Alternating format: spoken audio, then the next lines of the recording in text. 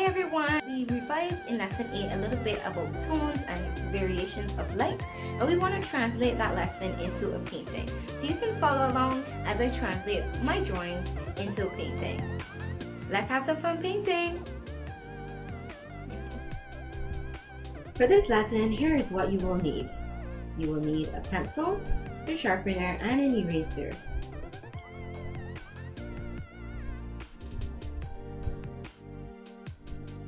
You will also need a set of paints, some brushes, and water. Be sure to cover the surface that you are working on. Okay, with that, let's get started. I'm going to do a semicircle for a partial of the lemon and a fairly large drawing of the circle for the tangerine in the center, and then another semicircle coming out of the corner, another lemon for the corner to complete my composition. So it's lemon partial at the bottom or the side, then a circle in the middle for the tangerine, and a lemon in the other corner. So we're gonna start painting, and that will make it a lot clearer to see what I drew. So you can just start with painting if you didn't see that pencil drawing too well, because you want to keep it light so that it doesn't disturb your painting later on. Alright, so you can see my tangerine is fairly centered. Good. And I made sure to leave the patches of light that we had in the drawing. So that is very important. Alright, so everything is going in yellow first.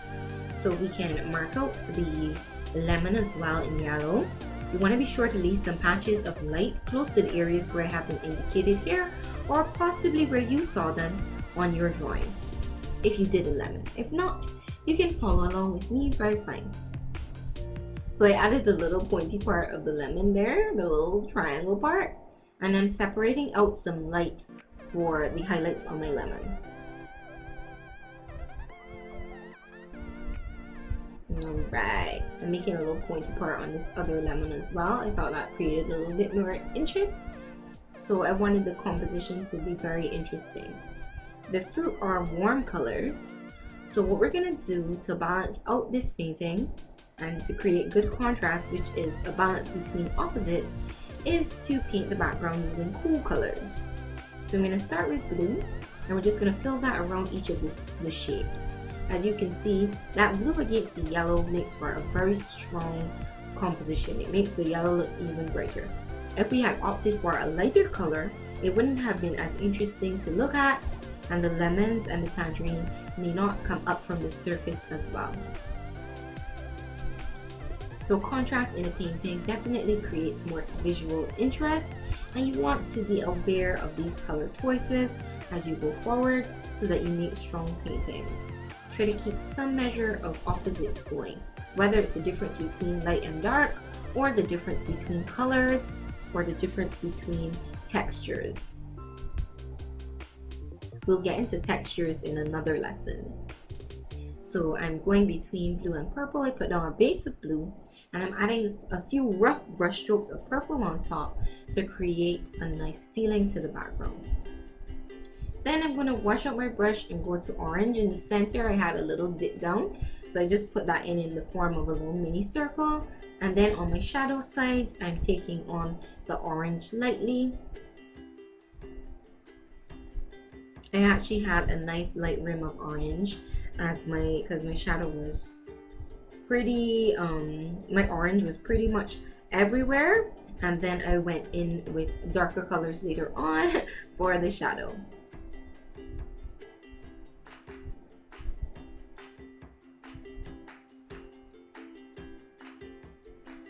Alright, so on my lemons there was a little tiny touch of green, so I'm just gonna add that on the little pointy part. And then I just decided to add a little bit of the green that was left back on my brush, like in the shape next to the edge, because I thought this would make the painting look more interesting and also give a light shadow. So sometimes you make color choices when you're transitioning from a drawing to a painting in terms of the interest. We're not going for like hyper real here, but you still want a sense of the real fruit.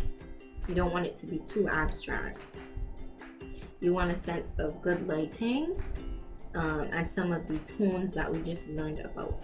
I also put a touch of orange, just a little touch of orange on the edge of my lemon because I thought that would make for an interesting shadow even though it's not present in the original drawing.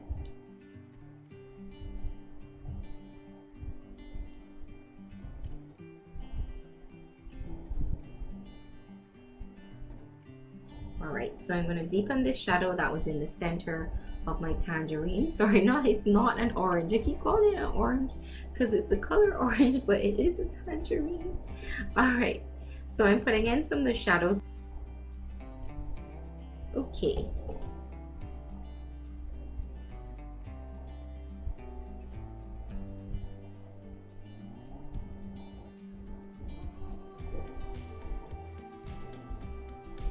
So we are going to continue on our painting with a smaller detail brush now.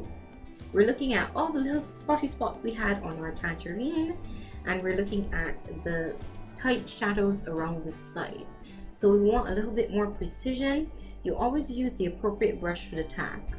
So I'm going to start with brown and outlining the shadow area on the side of the tangerine.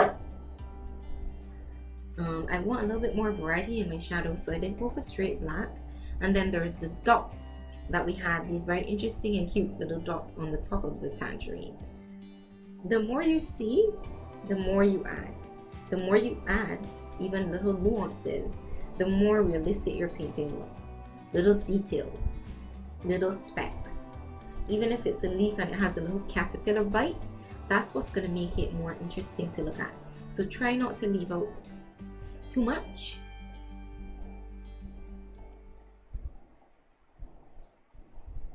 Alright, so I'm blending this brown up just a little bit. I used a little bit a slightly bigger brush for that blending, and I'm switching between the medium brush and my tiny brush for these details. So I'm still working with brown on all the little specks, and there was a line as well that I saw, so I put that in also.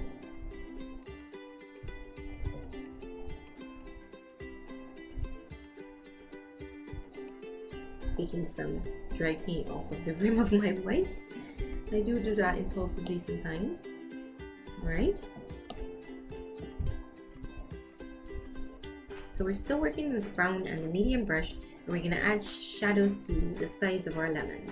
We try to keep the shadows on the same side because that will make for an interesting painting. It's probably not the most realistic, but then you have to make choices in terms of how you're laying out your painting as well. So I just took the brown all the way around my lemons.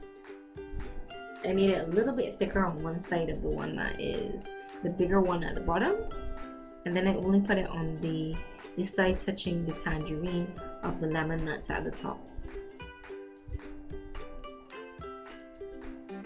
I want to make my yellow a little deeper on the lemon because we do want to reserve white for the extreme brights on our fruit. So I'm going to make the highlights a little bit smaller and make the rest of the lemon a little bit brighter. I switched to the bigger brush so that I can spread this over a little faster. You don't want it to be the same weight all the way through, so as it runs out of paint, you can just spread the paint with a little bit of water. And I also added a few more touches of yellow to my tangerine. I had it like that on the drawing as well, but I pushed the yellow a little bit more on this painting because I thought it looked quite interesting. I'm using a little bit of red and yellow to create a slight shadow on the shadow side of my tangerine. I'm adding some water to that because it's getting too harsh. I just want to have some range in terms of the colors on the tangerine and in terms of the shadow. So a little bit of watery red really adds to that painting. You don't want it to be too bright at all. Alright, so we're going to the sharpest part now. We want to get the black paint now and the smallest brush. And we're going to separate that tangerine on one side from the background, right up under that brown shadow. So just about halfway, we're going to have that black shadow really outlining the tangerine. Then I'm getting some water on my slightly bigger brush, and I'm just blending out that shadow with a waterier coat of black. So I added a little bit more black to the tip of my brush to help with the spreading, and I'm making sure that it's watery. You don't want it too heavy. And I'm just going to spread that around the edges of my fruit.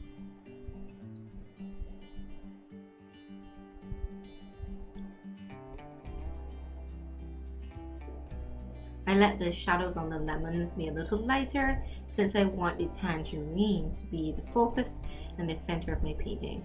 I went back to white with my medium brush, taking out some clumps of white. And we're just gonna add some additional highlights outside of the spots that we left back, and we're gonna fill some of that white over the white spots that we have in our painting. Wherever I see a highlight that was left out or incomplete on my drawing, I just bring that out on my painting a little bit more. So remember the light spots from your drawings, wherever combination you choose. Some persons have their own fruits at home that they explored, so they can do a combination of the fruits that they pursued that I can see on my drawing. Just marking them out with my brush, adding a little bit more of that orange as a shadow on one side of my lemons. Okay, so we're going to use our white paint to really brighten these highlights. Just making for a very interesting, beautiful painting. So now we're going to have a little break. You relax. If you're still painting, you can watch along. And then we're going to start back soon. This him, he's supposed to come down for a minute. And he Don't fight her for it. Yeah, a different one. But there's no. But you can't snatch it because she had it first. Just because you want it. Well, you guys are having a conversation at the gas station. So I went to the mill today and I was working very hard. And then my car broke down, so I walked over here to see if it ran out of gas. What do you think, Mr. White Hat? I think you should get some water and put in your car. You think it's water that it needs? Or some gas. And then you put water in your car? Oh yes, you put water in for the radiator. Yeah. Because I thought you meant water gas. No. That's not good. Because sounds like an explosion. Yeah. And okay. He has a different face. And bring around the car, Shatura. Jill. Bring the car around the gas pump there. Oh, Cousin Larry brought the car. How is the car know? Cousin Larry, you think it wants some gas? Wait, look, Cousin Larry. Cousin Larry? He looks evil to be cousins. He's evil? No, he's a superhero, just saying. He's just Cousin Larry is bringing the gas. He's hot, look. And Ha, also a superhero, just saying. Show me the superhero. Look. Bring it closer. Here. He's cute. He's a superhero. He's a supervillain. He's a supervillain. Yes, he is a supervillain. Jill, there's something supposed to be here for the tire. Yes, I know. Legos are awesome. Legos are awesome. Everything is awesome. Not sponsored by Lego. Totally. Totally not sponsored by Lego. Not today. Not today. Some other day. I'm gonna make a top. This is Cousin Larry now when he gets angry. This is Cousin. You might want to turn your skirt away, Sotora. Oh, turn it look that at this. Oh wow, that is cool. Auntie, Do it again. Look, Auntie. Ooh. You spin them and you could clash that one together. I'm going for some gas. That's how you make me fight. Let's see. This is Tara, you lost the piece. Find it. Yes. Tell us what to do, Simon. Simon says run around in a circle. You can still do this outside of the trampoline. So don't do bad. Simon says jump up and down. Jump. Simon said jump up and down. I'm jumping. Simon says wiggle your body. Simon says sit down. Simon says stand up and clap your hands. Simon says run and hug someone.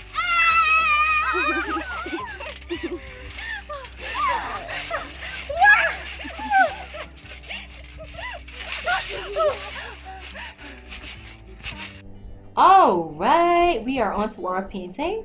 And you know exactly what to do because you just painted this. So what we're doing is we're making a cleaner, more refined copy of this sketch painting that we did in our sketch pads to iron out all the issues. And we're going to make it even better and more finished on canvas. I think it was pretty beautiful to start with. So we have completed it. We made sure that we did everything right, and we're just transferring it to this finished and usually more expensive surface. So when you're working with canvas, it's very important to do prep work, or as an artist in general, your first work that you do is not always going to be your best. So it's important to do some planning so you can iron out issues, right? So by the time you get to this finishing work here now, your issues would all be resolved. I was gonna start on like how I did on paper with the yellow, but I prefer on canvas to start with the background because it's much easier on canvas because it can take a lot more layers of paint than the paper to correct things. So when I do the background and I work around these empty fruit, if a little bit of blue gets on the inside of them, I can easily cover this up with white. But what happened when I was painting, I actually liked the little bits that got in the edge because they helped with my shadows, so that worked out well. So on canvas especially, I prefer to do the background first, but just as a general rule, that's often better.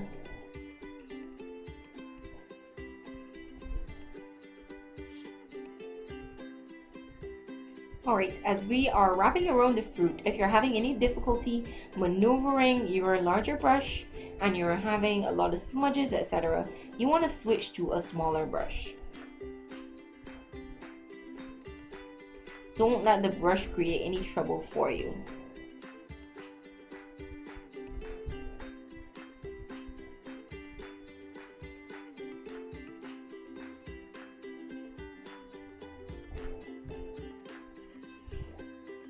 We want to make sure to wrap the painting around the sides.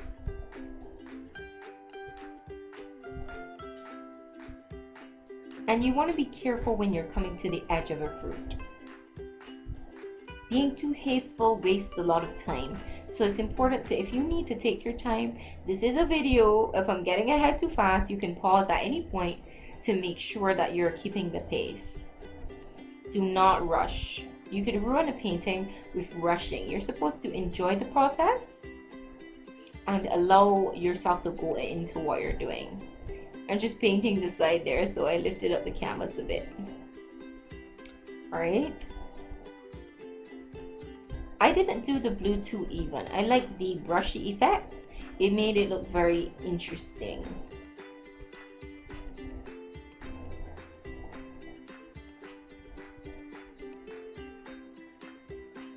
I'm adding a little bit of purple. I didn't wash out the brush or anything. I just dipped the tip of my brush into purple so that I can get a light mixing on the surface as I'm going along.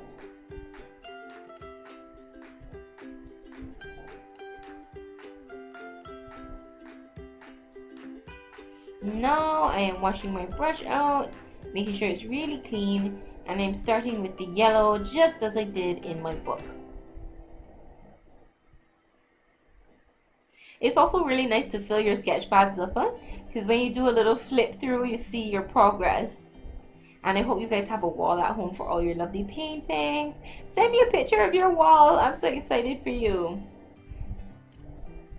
You learned so much. Alright, so we're going to fill everything in with yellow. Remember to leave your light spots back.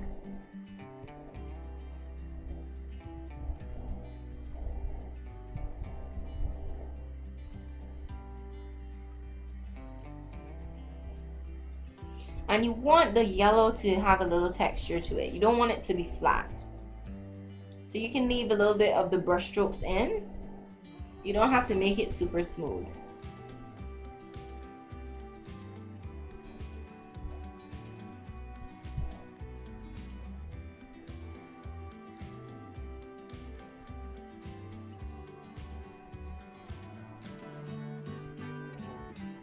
All right.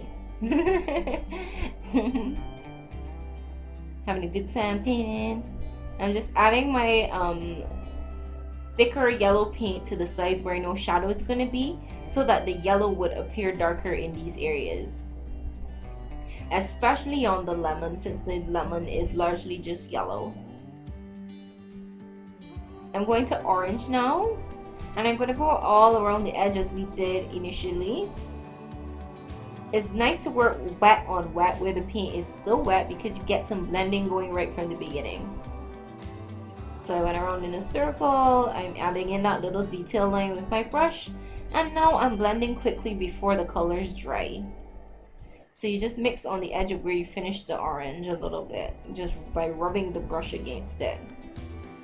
So in the center we have that indent with the orange, and just towards the edge I want to smooth out my orange all the way around the edge. Take your time. That was a lump of paint that I just smeared down and blended nicely. I haven't washed up my brush from the yellow, and that's actually helping me with my blending, so you don't have to wash out the brush. And this mixture of orange and yellow, you see how that makes a slight shadow on my lemon?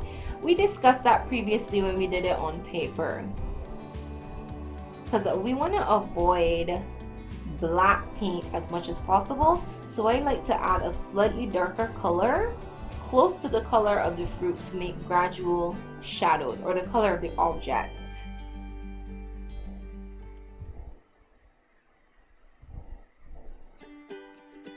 I'm just resting the cover on these paints, because if you have acrylic paints in the dipping container like this, it can get a dry film if you don't cover it down. As the paint dries, now I have straight orange, no blend, and I'm making the shadow areas a little bit sharper. The little brush strokes really make the painting look interesting, because we're not going for a hyper real effect, we just want realistic tones.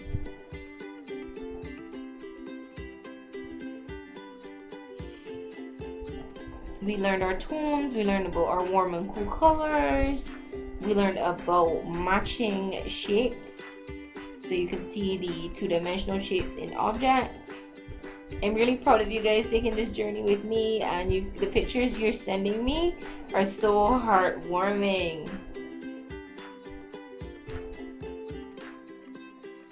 I'm gonna wash that color out. And we're experts now, so this should be fairly easy, huh?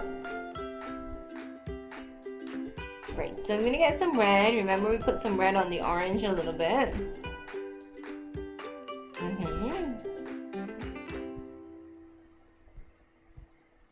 Mixing my red with a little bit of orange.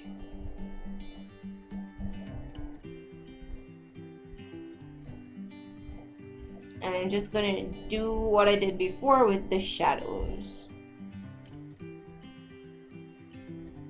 So you see I'm just adding this lower closer to the edge. So it's blending from like yellow to orange to this slightly red shadow. And you're not doing it like an outline all the way around. You're just doing it where you see a little bit darker area. So you see I'm spreading it out into some white detail spots, etc. I'm also using that shadow on the edge of my lemons, and you can see it's making it get gradually darker.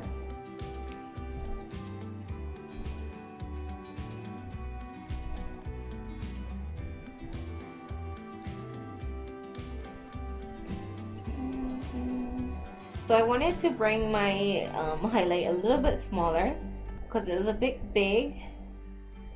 So I just went back to yellow and I blended it in at the edges a little bit with a waterier coat of yellow. Just a little. So remember we talked about how adding water can actually lighten a color? So that's what I did just there. just brushing out the edge, blending out the edge so it's not so big and so the edge isn't so hard.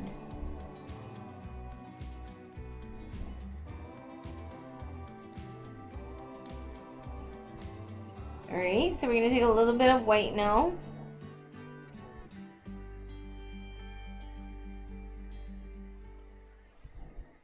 And we're just going to add those extra highlights. And we're going to also paint white on top of the white we left back, because we want the paint texture to be consistent. So the primer for the canvas is nice, but the paint will have a different sheen to it. So we want everything to be consistent, so we're adding those extra highlights. They follow the curve of the tangerine. Very nice. So wherever you have them on your drawing, you can just put them back in.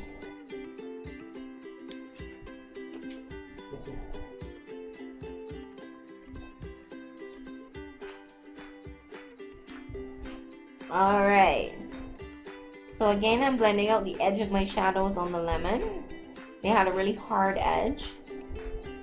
And then I'm adding a few more highlights based on what was on my drawing. I added a little highlight to the little pointy bit. I thought that was cute. This one lost a little bit of the highlights, the one in the corner down here. So I just added one back. And I'm spreading the little pops of highlights around.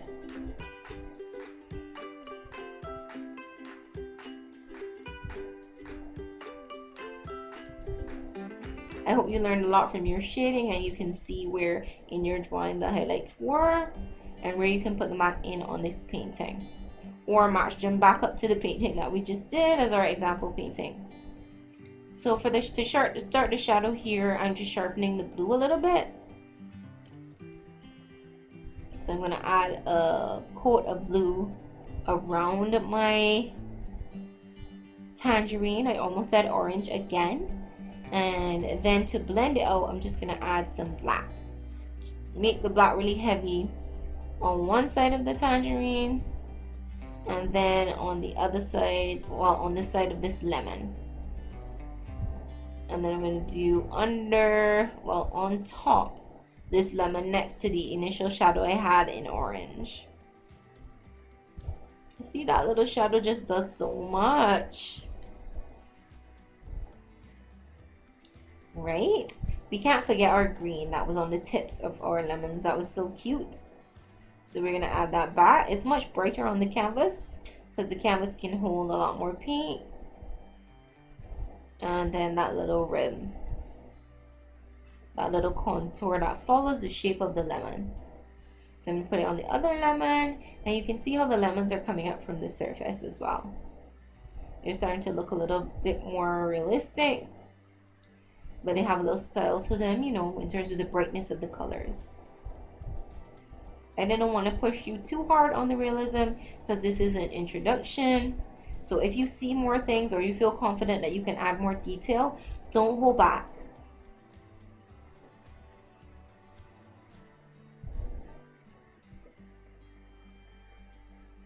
Alright, so we're on to the brown spots. So you can do a small brush. I'm doing a medium brush because I can get different size dots. If you press really soft, you get really small dots, and if you press a little harder, you get more medium-sized dots. So I do like a pointed medium brush.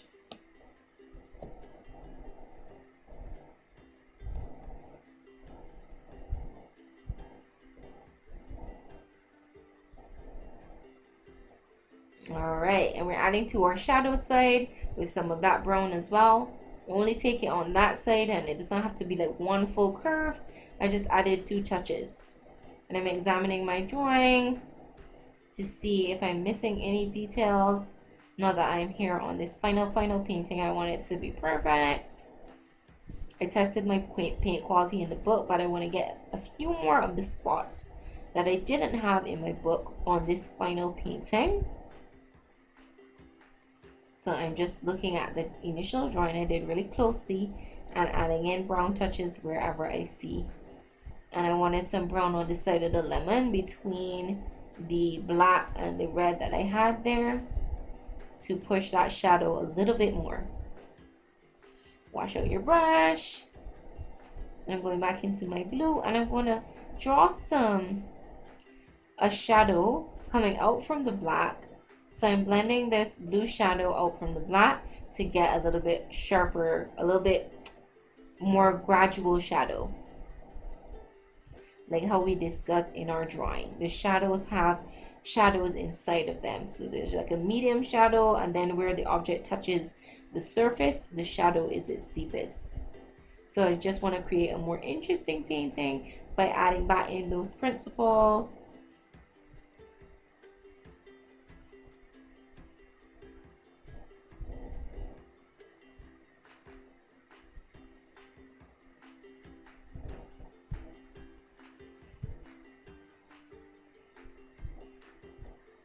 I'm using like a little really watery black there to add to those shadows.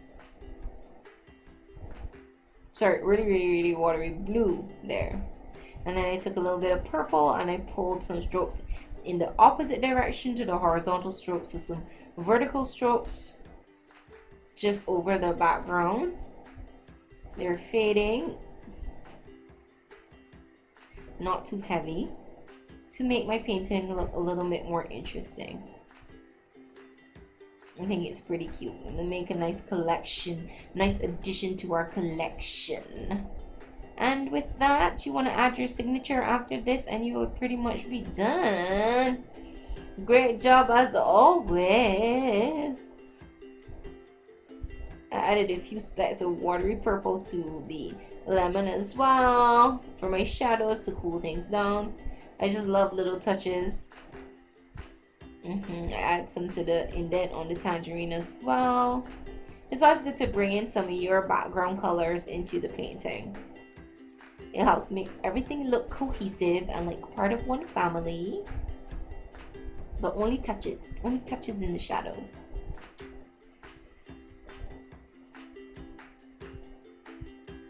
And with that, I'm adding my little signature with my smallest brush.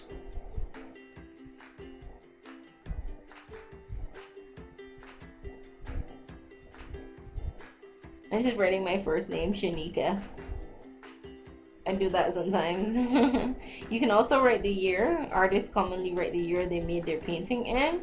And we are done. Thank you so much. You've come such a long way and I'm so proud of you. I cannot wait to see you in our next lesson. Bye.